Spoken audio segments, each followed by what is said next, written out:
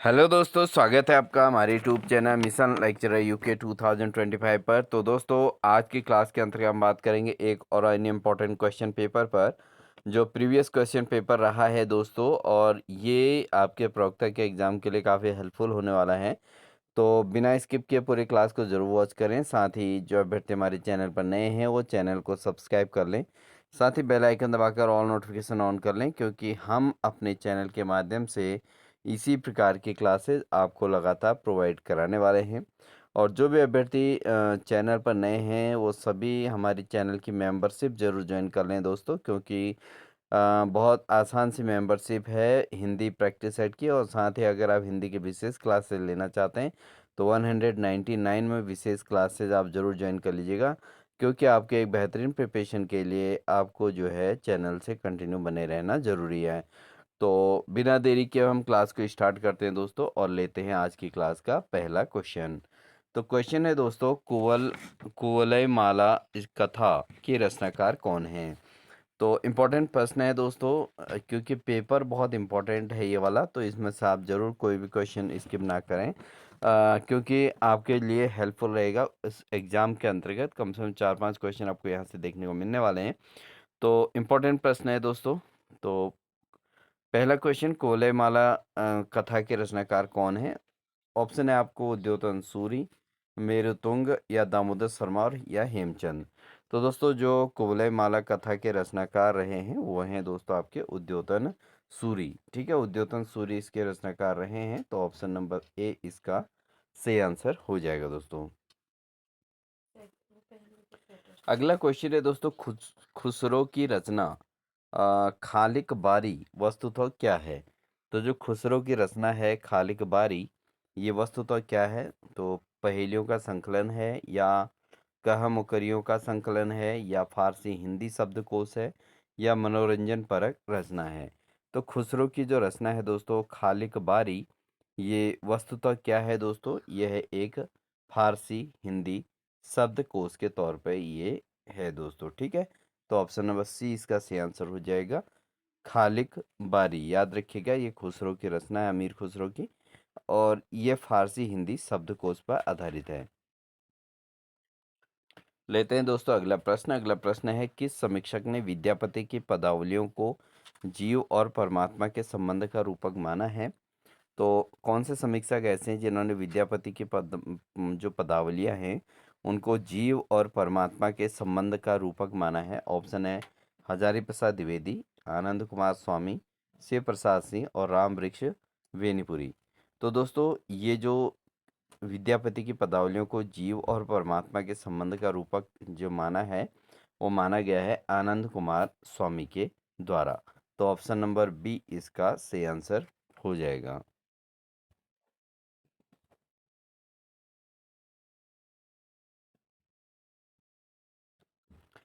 अगला क्वेश्चन है दोस्तों, सिंधी भाषा का विकास अपभ्रंश की किस बोली से माना जाता है। तो इम्पोर्टेंट प्रश्न है, जरूर नोट कर लीजिएगा।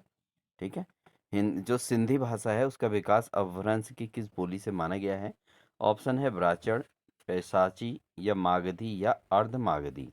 तो दोस्तों, ये जो है किसके अपभ्रंश है सिंधी भाषा, ये है दोस्तों ब्राचड़। किस भाषा से है, ब्राचड़ भाषा से है। तो ऑप्शन नंबर ए इसका सही आंसर हो जाएगा दोस्तों। ठीक है, अगला क्वेश्चन है, इनमें से कौन सी भाषा भारतीय संविधान के 8वीं अनुसूची में नहीं है। तो भारतीय जो संविधान है इसमें 8वीं अनुसूची में कौन सी भाषा को जगह नहीं मिली थी। तो ऑप्शन है डोगरी, संथाली, बोडो, या भोजपुरी। तो इनमें से कौन सी भाषा है दोस्तों, वो है भोजपुरी भाषा, जिसको भारतीय संविधान के 8वीं अनुसूची में जो है शामिल नहीं किया गया था। ठीक है, तो उसमें ये नहीं है। बाकी डोगरी है, संथाली है, बोडो है, ये सभी भाषाएं दोस्तों ये भारतीय संविधान की 8वीं अनुसूची में सम्मिलित हैं। अगला क्वेश्चन है, इनमें से किस शब्द में उपसर्ग नहीं है। तो देखिए, प्रश्न इसी प्रकार से आते हैं, मिक्स आते हैं आपके। तो किस शब्द में उपसर्ग नहीं है, अपमान, अपराध, अपयश, अपमति। तो किस में उपसर्ग नहीं जोड़ा गया है। तो ये शब्द ऐसे शब्द थोड़ा कठिनाई पैदा करते हैं दोस्तों। क्योंकि इसमें जो है उपसर्ग वो होता है जो किसी भी शब्द के आगे लगता है और प्रत्यय जो है शब्द के पीछे लगता है, ठीक है। तो यहाँ पर कौन सा शब्द ऐसा है जिसको जिसके उपसर्ग को हटाने पर या आगे के अक्षर को हटाने पर उसका कोई अर्थ नहीं निकलता। तो यहाँ पर अगर हम देखें तो दोस्तों ऑप्शन नंबर बी इसका सही आंसर होगा, क्योंकि अपराध में आप देख सकते हैं कि अप अगर हटा दें तो राध कोई शब्द नहीं है। बाकी अन्य में देखिए, आप देख सकते हैं अपमान, तो अगर अप हटा देंगे तो मान आ जाएगा, और अपयश में अगर अप हटा देंगे तो यश आ जाएगा। तो इसी प्रकार आप इसको समझ सकते हैं। बट अपराध में जो है ऐसा पॉसिबल नहीं है, तो इसमें उपसर्ग नहीं जुड़ा है। तो ऑप्शन नंबर बी इसका बिल्कुल सही आंसर हो जाएगा दोस्तों। क्वेश्चन नंबर 7 है, सबरस के रचनाकार कौन हैं? सबरस जो है इसके रचनाकार कौन है? मुल्ला वजही, या कुली कुतुब शाह, या ईसा अल्लाह खां, या सैयद हुसैन अली खां। तो जो सबरस है इसके रचनाकार कौन है दोस्तों? इसके रचनाकार हैं दोस्तों मुल्ला वजही। मुल्ला वजही दोस्तों सबरस के रचनाकार हैं, इसलिए ऑप्शन नंबर ए इसका सही आंसर हो जाएगा। अगला प्रश्न है, फोर्ट विलियम कॉलेज की स्थापना कब हुई थी? तो फोर्ट विलियम कॉलेज जो दोस्तों है वो उसकी स्थापना कब हुई थी? सन 1800 में, सन 1805 में, सन 1857 में, या सन 1900 में? तो जो फोर्ट विलियम कॉलेज है दोस्तों वो इसकी स्थापना जो की गई थी वो की गई थी सन 1800 में। 1800 में फोर्ट विलियम कॉलेज की स्थापना हुई थी। तो इम्पोर्टेंट क्वेश्चन है, तो इसलिए ऑप्शन नंबर ए इसका सही आंसर हो जाएगा। लेते हैं दोस्तों अगला प्रश्न। अगला प्रश्न है, बेकसी का मजार उपन्यास के लेखक कौन है? तो बेकसी का मजार जो उपन्यास है इसके लेखक कौन है? ऑप्शन है अमृतलाल नागर, प्रताप नारायण श्रीवास्तव, या चतुरसेन शास्त्री, या विष्णु प्रभाकर। तो बेकसी का मजार उपन्यास के लेखक कौन है दोस्तों? ये हैं दोस्तों प्रताप नारायण श्रीवास्तव। प्रताप नारायण श्रीवास्तव जो लेखक हैं, उपन्यासकार हैं, तो इन्होंने बेकसी का मजार नामक उपन्यास भी लिखा है। तो ऑप्शन नंबर बी इसका सही आंसर हो जाएगा। अगला क्वेश्चन है दोस्तों, सरस्वती पत्रिका के संपादक कौन है? प्रथम संपादक के तौर पर इनको जाना जाता है। तो कौन है सरस्वती पत्रिका के प्रथम संपादक? ऑप्शन आपके पास बहुत आसान से, महावीर प्रसाद द्विवेदी, प्रताप नारायण मिश्र, बाबू श्याम सुंदर दास, या ठाकुर शिव प्रसाद सिंह। तो दोस्तों जो सरस्वती नामक पत्रिका है इसके संपादन किसने किया था? तो इसका संपादन जो किया गया है दोस्तों वो किया गया है बाबू श्याम सुंदर दास के द्वारा। श्याम सुंदर दास ने दोस्तों सरस्वती पत्रिका का संपादन किया है। प्रथम संपादन इन्होंने ही किया है, इसलिए ऑप्शन नंबर सी इसका सही आंसर हो जाएगा। क्वेश्चन में 11 है, काव्य हेतुओं में व्युत्पत्ति का सही अर्थ है? तो काव्य हेतु में व्युत्पत्ति का मुख्य अर्थ क्या है, सही अर्थ क्या है? ऑप्शन है परिश्रम, शब्द ज्ञान, लोक ज्ञान, या प्रगाढ़ पांडित्य। तो काव्य हेतुओं में जो व्युत्पत्ति का सही अर्थ है दोस्तों क्या है?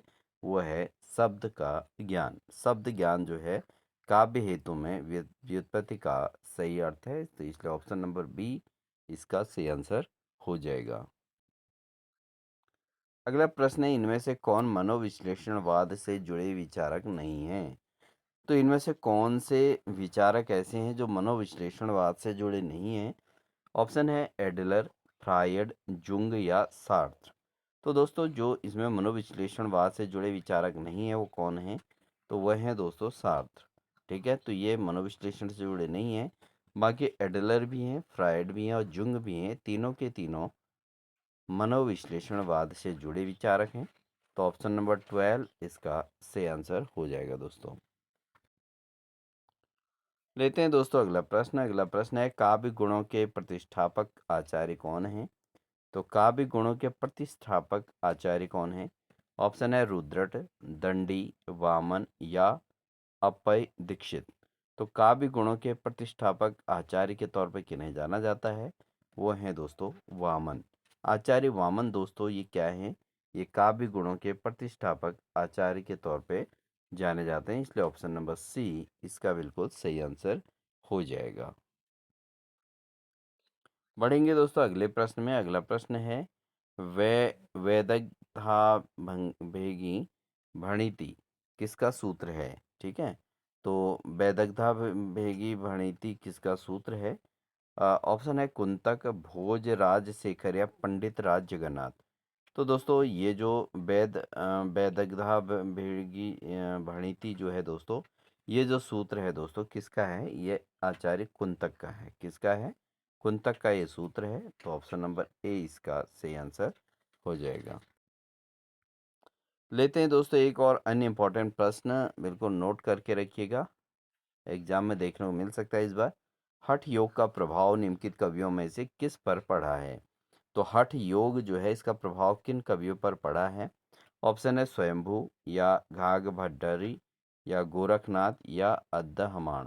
तो दोस्तों जो हठ योग का प्रभाव किन कवियों पर जो है कवियों में से किस पर ज़्यादा पड़ा है? तो ये पड़ा है दोस्तों गोरखनाथ पर। ठीक है, गोरखनाथ को हठ योग का प्रभाव सबसे अधिक जो है पड़ा है।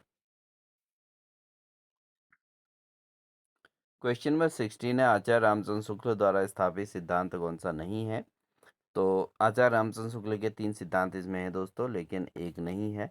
तो यहाँ पर अगर हम देखें विसंगति बोध, लोक मंगल की साधनावस्था, हृदय की मुक्तावस्था और विरुद्धों का सामंजस्य। तो इन चारों में से दोस्तों कौन सा आचार्य रामचंद्र शुक्ल द्वारा स्थापित सिद्धांत नहीं है?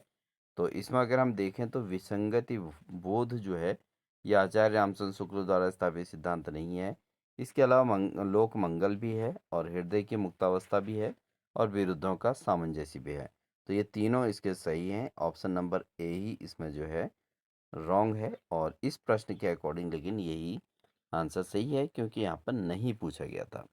दोस्तों अगर अभी तक आपने वीडियो को लाइक नहीं किया तो लाइक ज़रूर कर दें और साथ ही अपने दोस्तों को शेयर भी ज़रूर कर दें। अधिक से अधिक शेयर करेंगे तो हमारी भी हेल्प हमें भी हेल्प होगी दोस्तों, और साथ ही उन सभी अभ्यर्थियों की होगी जो जिनको आप इसको शेयर कर रहे हैं। ठीक है, तो ज़रूर अपने मोबाइल के जो भी व्हाट्सएप ग्रुप्स हों उनमें ज़रूर शेयर कीजिएगा, अधिक से अधिक साथियों को इसको पहुंचाने का प्रयास कीजिएगा दोस्तों। अगला क्वेश्चन है, इनमें से संकलन त्रय में किसकी गणना नहीं की जाती है? तो संकलन त्रय में किसकी गणना नहीं की जाती है? ऑप्शन है समय संकलन, स्थान संकलन, प्रभाव संकलन या कार्य संकलन। तो जो संकलन त्रय है दोस्तों इसमें किसकी गणना नहीं की जाती है? तो इसमें जो गणना नहीं की जाती है दोस्तों वो नहीं की जाती प्रभाव संकलन की। प्रभाव संकलन की गणना नहीं की जाती है संकलन त्रय के अंतर्गत, इसलिए ऑप्शन नंबर सी इसका बिल्कुल सही आंसर हो जाएगा दोस्तों। अगला प्रश्न है, हिंदी जाति की अवधारणा के पुरस्कर्ता कौन हैं? तो हिंदी जाति की अवधारणा के पुरस्कर्ता कौन हैं? ऑप्शन है अगेय हैं, रामविलास शर्मा हैं, नागेंद्र हैं या भारत भगीरथ मिश्र हैं। तो हिंदी जाति की अवधारणा के पुरस्कर्ता कौन हैं दोस्तों? तो ये हैं दोस्तों ऑप्शन नंबर बी यानी कि रामविलास शर्मा। रामविलास शर्मा दोस्तों हिंदी जाति की अवधारणा के पुरस्कर्ता के तौर पे जाने जाते हैं। तो ऑप्शन नंबर बी इसका सही आंसर हो जाए। तो कुछ शब्द ऐसे होते हैं दोस्तों काफ़ी क्रिटिकल महसूस होते हैं, तो इस प्रकार के प्रश्नों को भी ज़रूर तैयार करना चाहिए। अगला प्रश्न है, भाषा और संवेदना के लेखक कौन हैं? भाषा और संवेदना किसकी रचना है, किसने के द्वारा लिखी गई है? तो ऑप्शन है जगदीश गुप्त, रामस्वरूप चतुर्वेदी, रमेश चंद्र शाह या विजय देव नारायण शाही। तो भाषा और संवेदना जो रचना है दोस्तों इसके लेखक कौन है, किसके द्वारा लिखित है ये? तो ये लिखा गया है दोस्तों राम स्वरूप चतुर्वेदी के द्वारा। तो राम स्वरूप चतुर्वेदी के द्वारा लिखा गया है भाषा और संवेदना। तो ऑप्शन नंबर बी इसका बिल्कुल सही आंसर हो जाएगा। अगला क्वेश्चन है, नूतन ब्रह्मचारी उपन्यास के रचनाकार कौन हैं? नूतन ब्रह्मचारी जो उपन्यास है दोस्तों इसके रचनाकार कौन हैं? ऑप्शन है राधा कृष्ण दास, ठाकुर जगमोहन सिंह, बालकृष्ण भट्ट या लज्जाराम मेहता। तो नूतन ब्रह्मचारी जो उपन्यास है दोस्तों इसके रचनाकार कौन हैं? इसके रचनाकार के तौर पर जाने जाते हैं दोस्तों बालकृष्ण भट्ट। बालकृष्ण भट्ट को नूतन ब्रह्मचारी उपन्यास के रचनाकार के तौर पे जाना जाता है। तो ऑप्शन नंबर सी इसका बिल्कुल सही आंसर हो जाएगा दोस्तों। अगला क्वेश्चन है, अंगद का पाँव के लेखक कौन है? अंगद का पाँव नामक रचना किसके द्वारा लिखित है? ऑप्शन है हरिशंकर परसाई, धर्मवीर भारती, शरद जोशी या श्रीलाल शुक्ल। तो अंगद का पाँव नामक जो है, इसके लेखन किसने किया है? तो ये किया गया है दोस्तों श्रीलाल शुक्ल के द्वारा। तो श्रीलाल शुक्ल की रचना है अंगद का पाँव, इनके द्वारा लिखित है। तो ऑप्शन नंबर डी इसका सही आंसर हो जाएगा। अगला क्वेश्चन है दोस्तों, कालीचरण किस उपन्यास का पात्र है? अब देखिए, जो हिंदी के अंतर्गत उपन्यास है उनमें पात्रों का मेन रोल है, और प्रश्न बार बार यही पूछे जा रहे हैं कि कौन सा पात्र किस में है, कौन सी रचना का पात्र है। तो कालीचरण किस उपन्यास का पात्र है, तो ये बताना है। ऑप्शन है परिकथा, या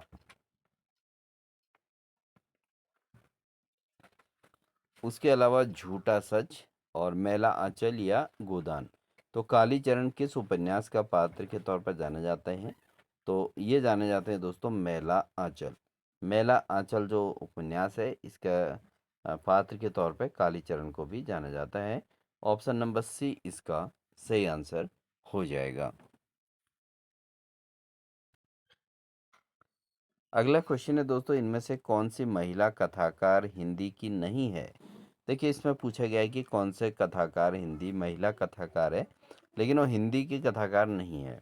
कृष्णा सोबती, या राजी सेठ, या मधु कांकरिया, या महाश्वेता देवी। तो दोस्तों, इसमें जो महिला कथाकार हिंदी की नहीं है वह है माहेश्वरी देवी। तो महाश्वेता देवी जो हैं हिंदी की कथाकार नहीं है। बाकी कृष्णा सोबती भी है, राजी सेठ भी है, मधु कांकरिया भी है। तो ये तीनों ऑप्शन सही है, बट यहाँ के इस प्रश्न के अकॉर्डिंग ऑप्शन नंबर डी सही हो जाएगा, क्योंकि यहाँ पर पूछा गया है कौन सी नहीं है। अगला क्वेश्चन है, तुलसीदास की किस रचना में संत महंतों के लक्षण वर्णित हैं? तो तुलसीदास की कौन सी रचना ऐसी है जिसमें संत और महंतों के लक्षण वर्णित हैं? ऑप्शन है वैराग्य संदीपनी, या रामाज्ञा प्रश्न, पार्वती मंगल, और जानकी मंगल। तो तुलसीदास की किस रचना में संत महंतों के लक्षण वर्णित हैं? तो वह है दोस्तों वैराग्य संदीपनी। वैराग्य संदीपनी एक ऐसी रचना है जिसमें संत महंतों के लक्षण वर्णित है। ऑप्शन नंबर ए इसका सही आंसर हो जाएगा। क्वेश्चन नंबर 25 है, दृष्टकूट पदों की रचना किस कवि ने की है? तो दृष्टकूट पद जो हैं इनकी रचना किस कवि ने की है? ऑप्शन है कबीरदास, सूरदास, तुलसीदास, या रहीम। तो दृष्टकूट पद जो है इसकी रचना जो की गई है दोस्तों किसके द्वारा की गई है? ये की गई है सूरदास के द्वारा। सूरदास के द्वारा दोस्तों दृष्टकूट पदों की रचना की गई है, इसलिए ऑप्शन नंबर बी इसका सही आंसर हो जाएगा। अगला क्वेश्चन है दोस्तों, सुख सागर के रचनाकार कौन है? ऑप्शन है लल्लू लाल जी, या सदल मिश्र, या बाबू हरिश्चंद्र, या मुंशी सदा सुखलाल नियाज। तो दोस्तों यहाँ पर जो है सुख सागर किसकी रचना है? तो ये सुख सागर जो है दोस्तों, तो ये है दोस्तों मुंशी सदा सुखलाल नियाज की। तो ऑप्शन नंबर डी इसका सही आंसर हो जाएगा। आप सभी दोस्तों अपना आंसर ज़रूर इवैल्यूएट कीजिएगा, क्योंकि आपको अपना स्कोर देखना है, अपनी तैयारी देखनी है। तो इसलिए आप ज़रूर अपने आप को चेक कर सकते हैं हमारे साथ इस टेस्ट सीरीज़ के अंतर्गत। ठीक है दोस्तों, और लगातार आपको क्लासेस मिलने वाली हैं, इसलिए आप चैनल को सब्सक्राइब तो कर ही लें, साथ ही साथ में हमारी ज्वाइन सेक्शन में जाके हमारी मेंबरशिप ज्वाइन कर लीजिएगा दोस्तों।